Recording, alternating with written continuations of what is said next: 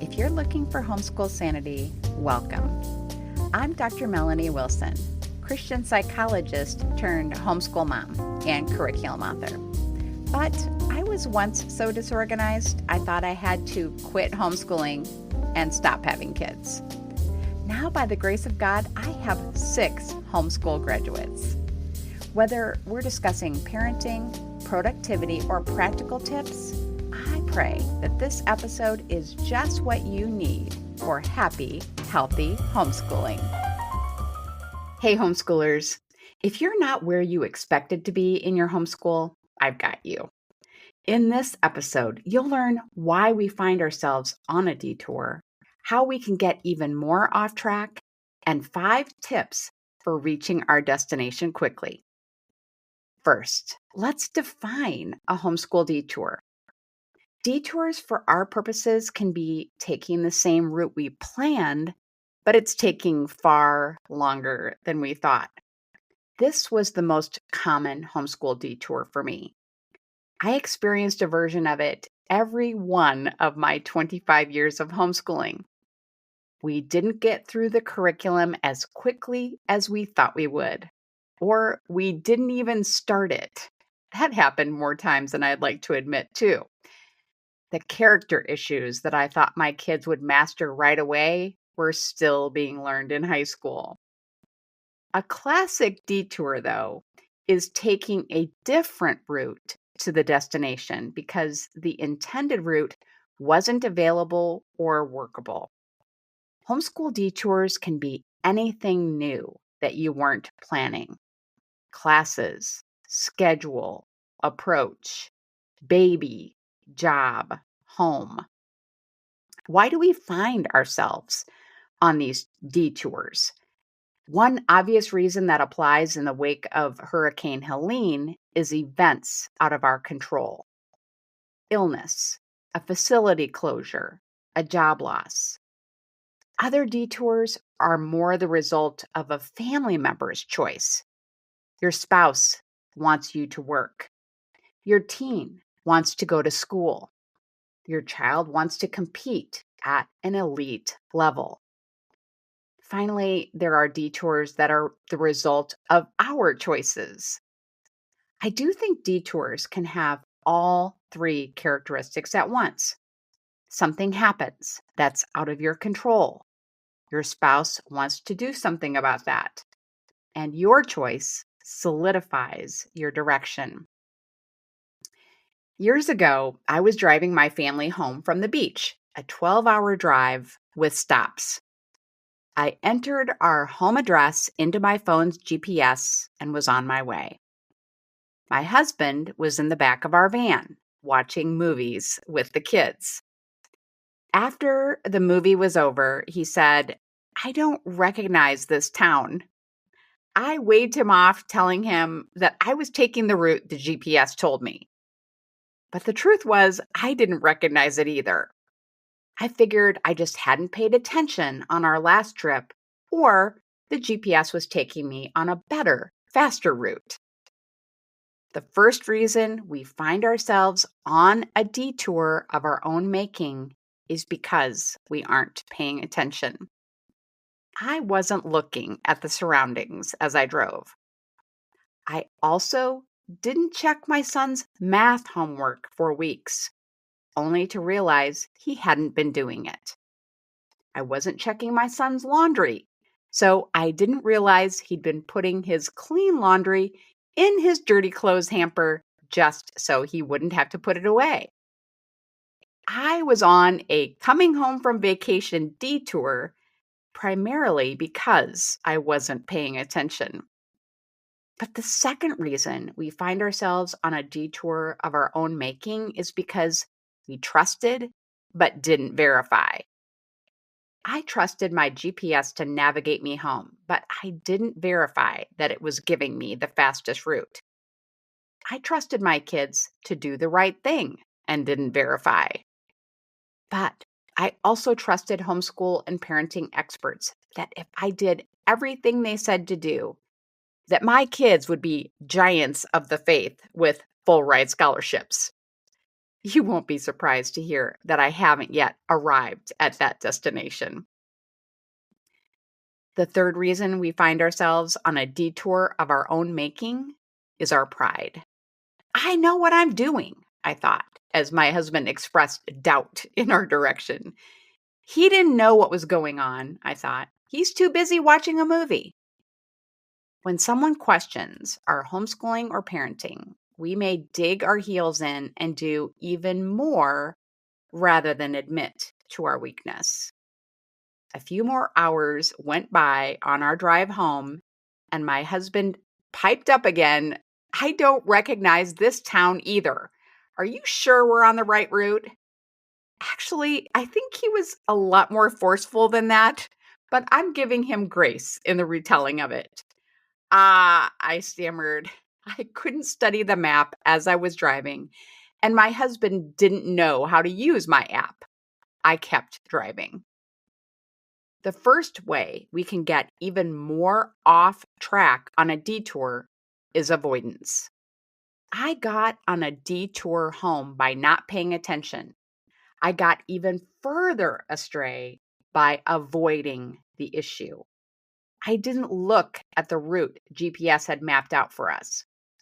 When something in our homeschool isn't working, it can be frightening to think about. So we may choose to do anything else but think about it. Meanwhile, we've gone even further off track. You might avoid discussing a child's learning disability or what you'll do if a potential layoff happens. Meanwhile, the fear gets bigger and the potential consequences worse. You want to avoid dealing with the issue even more than before. The second way we can get even more off track is blaming others. In my mind, the only problem with our route home was my husband complaining about not recognizing it. He didn't understand GPS like I did. If he wanted to drive, then he could choose the route. When the doctor, the co-op teacher, or your child is to blame for your detour, you can continue avoiding it. It's someone else's problem to solve. But if that person doesn't act to get you back on track, the problem will grow.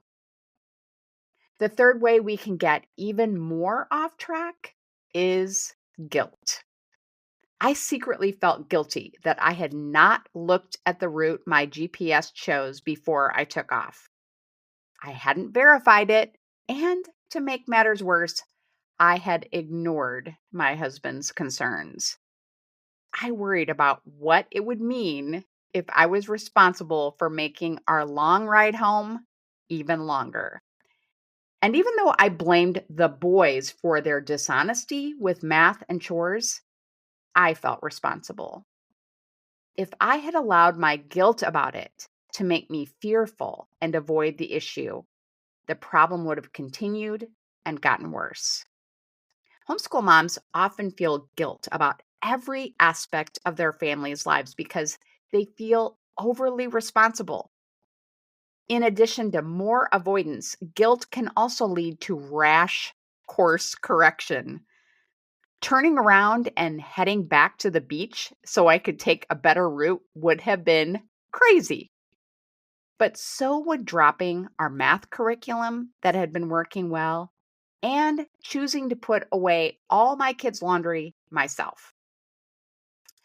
I will share what happened when I finally admitted I was on a detour after this message from our sponsor, CTC Math. Have you tried CTC Math yet with your child? Here's a testimonial from another happy homeschool mom. Amber said, I'm absolutely thrilled with CTC Math. It's a rare find that I've used with my children for more than 6 years now. I have 6 children using CTC Math, and each child has found it easy to navigate and very applicable. I love seeing them enjoy this math program and grow in their mathematical journey. Thank you so much for all that you're doing and for providing quality math lessons for my children. So friends, if you're looking for a great online math program, visit ctcmath.com. That's ctcmath.com. I finally pulled over and studied the route GPS had me on. I couldn't deny that I didn't recognize the route any longer. The shocker was realizing that it had me going 2 hours out of our way on top of a 12-hour trip. I would love to say it was because of a road closure or an error in the app, but the truth was I wasn't paying attention. I blamed my husband out of pride, and I avoided dealing with the issue out of guilt. When you realize you're on a homeschool detour, here's what you can do to get to your destination quicker. First, take stock of where you are. Sometimes it won't be pretty. It certainly wasn't for me. I had added 2 hours to an already long trip, but often it's not as bad as you fear. You'll never be able to course correct until you admit where you are. Get an assessment. Gather data. See how much has to be done to get up to speed. It can be painful, but not as painful as continuing on the same path. Second, determine the best way forward. Don't look back. It was tempting for me to fantasize about going back in time to take a different route home. Instead, I looked at the map to see how we could get on the fastest route. Given your current circumstances, what can you do to meet your goals in the quickest, most reasonable way? The third tip I have for you is to ask for help. The truth is, I am directionally challenged. I can follow verbal directions from my app, but navigating from a map is much harder. I showed my husband the map, and he gave me his advice for getting back on the best route.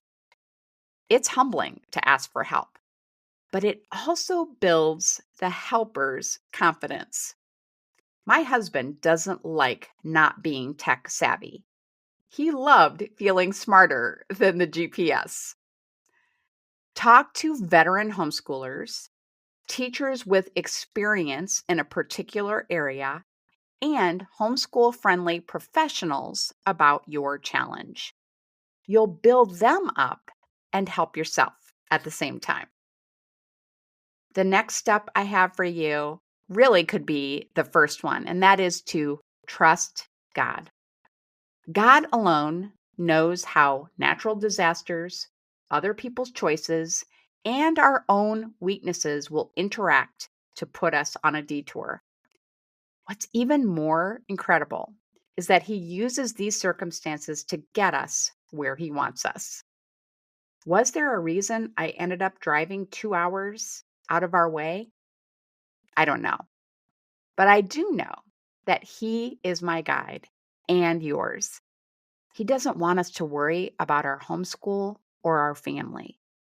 Trust in Him and follow His leading. Of course, we can and should ask Him for help in the first place. I did not pray for GPS guidance, I will admit. Finally, have a sense of humor. I was amazed that my husband and kids weren't furious with me when I broke the news. I shouldn't have been, though.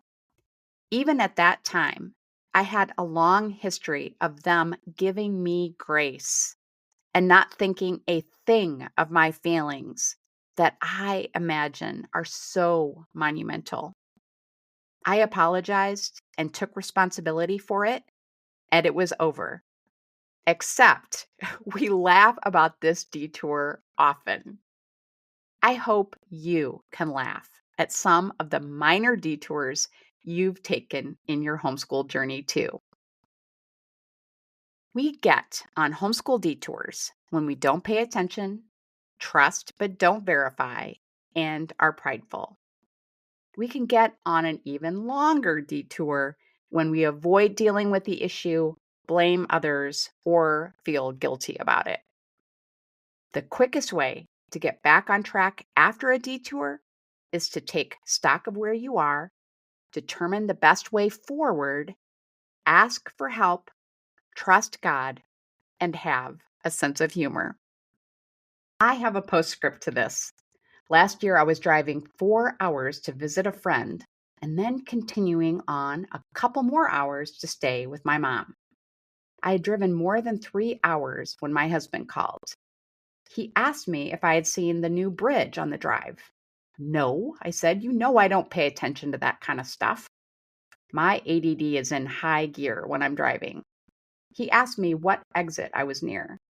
When I told him, I realized that I had been driving to my mom's instead of to my friend's, making me 2 hours late. I didn't use the GPS this time, but my own brain put me on a detour. I will be verifying my route before I leave next time. I would love to hear about any funny detours you've taken. Screenshot this podcast and tag Homeschool Sanity on social media. Thanks again to CTC Math for their sponsorship. Have a happy homeschool week. Thanks so much for listening to the podcast. I hope something you heard was encouraging. If you have a personal question to follow up, don't hesitate to message me.